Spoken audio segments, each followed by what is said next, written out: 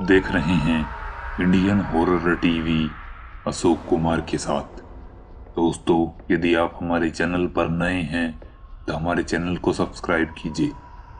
आइए बढ़ते हैं आज की कहानी की ओर। उस बूढ़े को मरा हुआ देखकर गांव के सभी लोग आश्चर्यचकित हो गए थे। सोनाली और उसके सभी दोस्त भी उस मौत को देखकर अचंभित रह गए थे। खैर, अब सब अपने घर जा चुके थे। सोनाली, देव, अनिल और अजय सभी खाना खाकर अपने कमरे में चले गए थे और रात में सबके सोने का इंतजार कर रहे थे। जैसे ही सभी लोग सो गए, वे दबे पांव घर से बाहर निकल गए और गांव की सुनसान और कच्ची गलियों से होते हुए उस भूतिया पेड़ की ओर बढ़ने लगे। यार, हम जा तो रहे हैं, पर क्या वहां जाना ठीक होगा?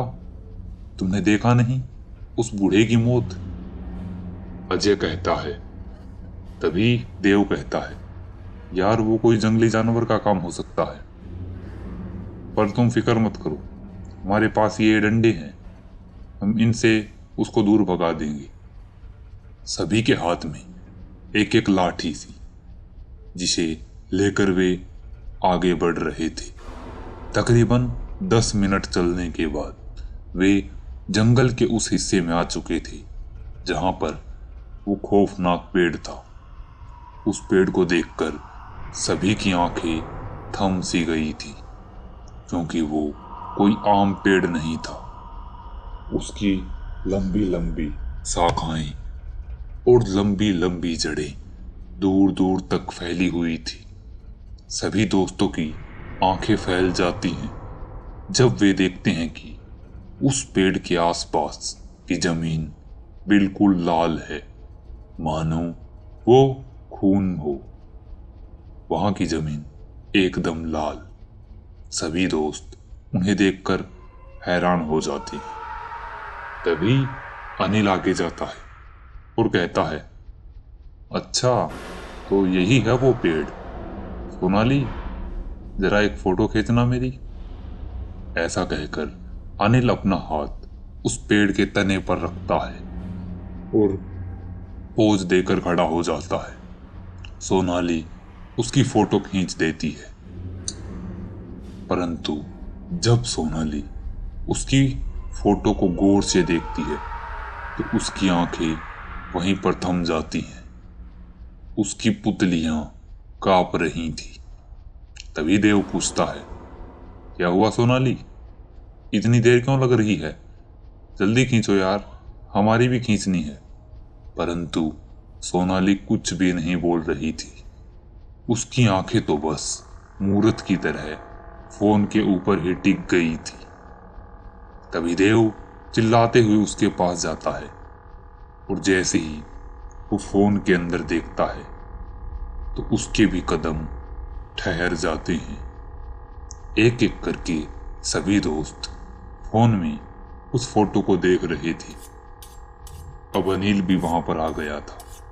सभी दोस्तों के रोंगटे खड़े हो चुके थे, क्योंकि जहां पर अनिल खड़ा हुआ था उसी पेड़ के पास एक कटी हुई मुंडी लटकी हुई थी और उस पेड़ की दो लाल चमकती आंखें उन सबको घूर रही थी।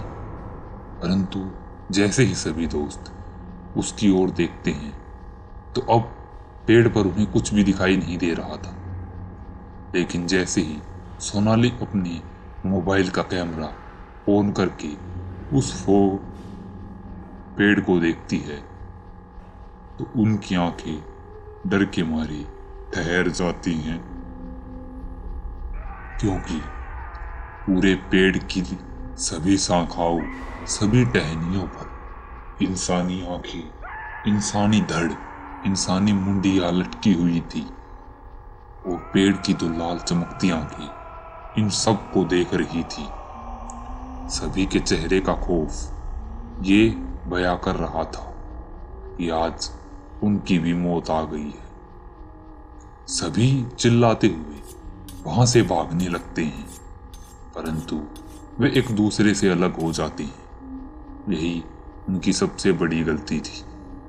अनिल दाईं ओर भागता है, परंतु उसका पांव एक पत्थर से टकरा जाता है और उसके पैर से खून आने लगता है। जैसे ही खून की महक उस वातावरण में आती है, पेड़ की एक लंबी सी शाखा पेड़ से निकलती है और अनिल के पांव को पकड़ लेती है। अनिल चिल्लाने लग जाता है, बचाओ, कोई है। परंतु उसकी आवाज सुनने वाला वहां पर कोई भी नहीं था। एक ही झटके में वो पेड़ उसे खींच ले जाता है और एक पेड़ का बड़ा सा मुंह खुलता है, जो अनिल के शरीर के कई हिस्से कर देता है। पेड़ के तने से खून धीरे धीरे बहता हुआ उस जमीन में मिल जाता है और वो जमीन और लाल हो जाती है। एक पेड़ के पीछे से खड़ा अजय ये खौफनाक दृश्य देखता है तो उसका हाथ पांव कांपने लग जाते हैं। तभी वो पेड़ अनिल के शरीर को पूरी तरह से चबा जाता है और अजय की ओर देखता है। अजय के पांव जम चुके थे। वो भागना चाहता था, परंतु भाग नहीं पा रहा था, मानो किसी ने उसे जकड़ लिया हो। अनिल जैसे तैसे हिम्मत करता है और अजय वहां से भागने लगता है, परंतु भागना कुछ काम नहीं आता। वह पेड़ अनिल के पांव को भी पकड़ लेता है।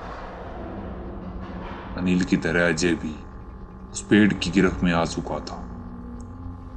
वो उसे किसी कपड़े की तरह निचोड़ देता है और उसके शरीर से खून उस लाल जमीन में मिल जाता है।